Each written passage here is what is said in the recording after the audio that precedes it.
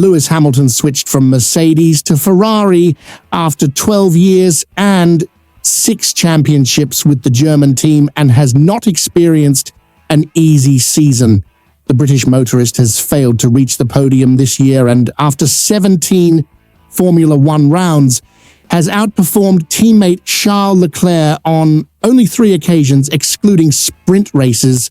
According to Mark Schurer, who competed in Formula One between 1979 and 1986, Hamilton behaves like a spoiled child who cannot cope with the reality of not having the best car on the grid.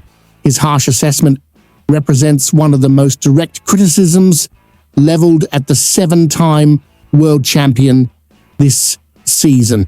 He is simply a spoiled child who has always driven the best cars.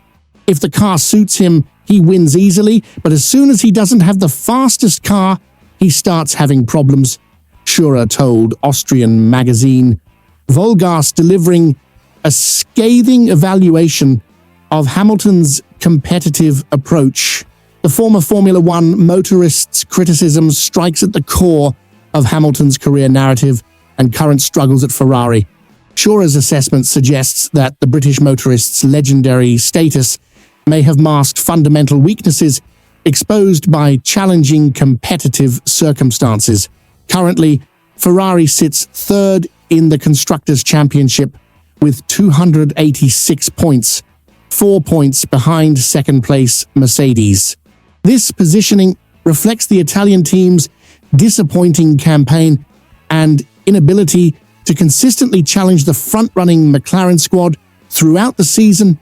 Hamilton occupies 6th place in the motorists' standings with 121 points, trailing teammate Leclerc, who holds 5th position with 165 points.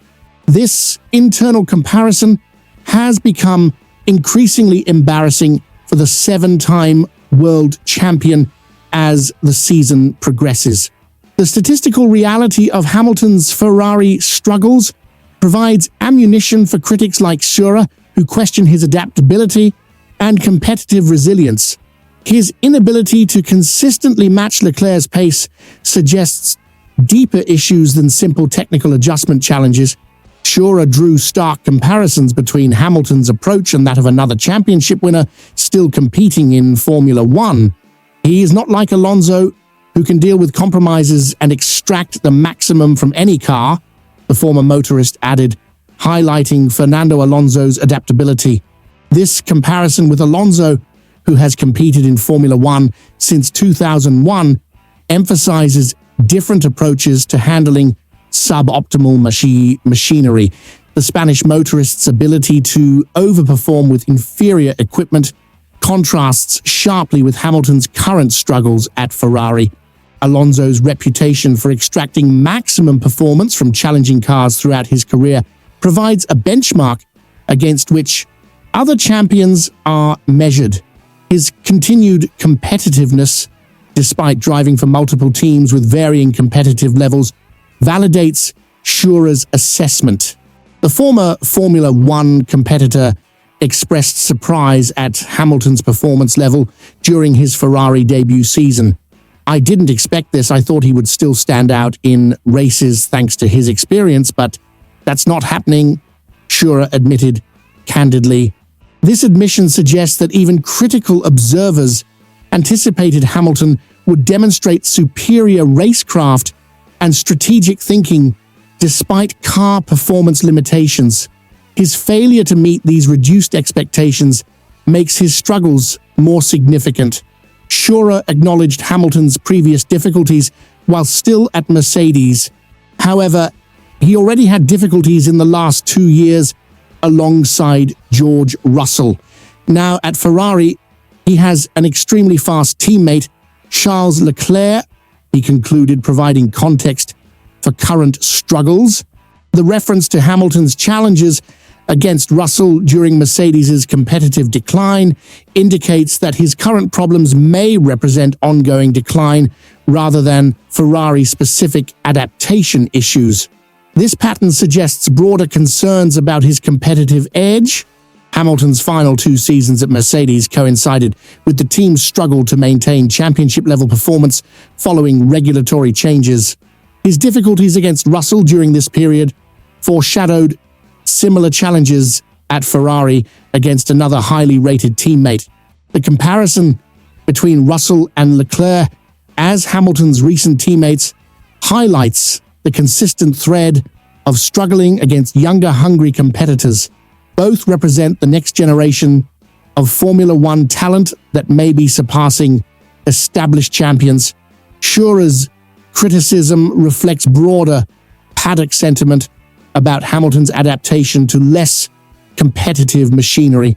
The 7-time world champion's career has been largely defined by driving championship-capable cars, making his current situation unprecedented. The spoiled child characterization suggests that Hamilton's success may have created unrealistic expectations and an inability to handle adversity gracefully. This psychological assessment questions his mental resilience and competitive maturity. Ferrari's decision to hire Hamilton was predicated on his championship experience and proven ability to deliver under pressure. However, his current struggles validate critics who questioned whether his success was primarily car-dependent rather than individual brilliance. The Italian team's investment in Hamilton extends beyond pure performance to encompass marketing appeal and brand enhancement. However, continued disappointing results could make these peripheral benefits insufficient to justify the substantial commitment. Hamilton's age and career stage may contribute to his adaptation challenges at Ferrari. At 40 years old, learning new technical systems and team procedures becomes more difficult compared to younger motorists with greater cognitive flexibility. The competitive landscape of modern Formula One has evolved significantly since Hamilton's dominant periods.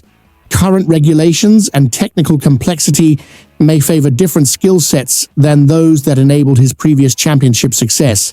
Leclerc's superior adaptation to Ferrari's technical philosophy demonstrates that the car possesses competitive potential when properly utilized. This reality makes Hamilton's struggles more concerning and validates Schumacher's critical assessment. The Monegasque motorist's consistent outperformance of Hamilton creates internal pressure and external scrutiny that compounds the 7-time world champion's difficulties. This competitive dynamic may be affecting his confidence and approach. Ferrari's engineering culture and operational procedures differ significantly from Mercedes's approach, requiring comprehensive adaptation rather than minor adjustments. Hamilton's apparent inability to navigate these changes successfully supports Schumacher's criticism. The Italian constructors' championship ambitions depend on both motorists contributing meaningfully to their competitive efforts. Hamilton's continued struggles limit their ability to maximize points accumulation and strategic flexibility during races. Media attention surrounding Hamilton's Ferrari move has created additional pressure and scrutiny that may be affecting his performance. The constant analysis and criticism could be contributing to the psychological challenges Schumacher identifies. The remaining races provide opportunities for Hamilton to respond to critics like Schumacher through improved performance and competitive results. However, his track record this season suggests that significant improvement may be unlikely. Ferrari's technical development trajectory will influence Hamilton's ability to demonstrate his capabilities effectively.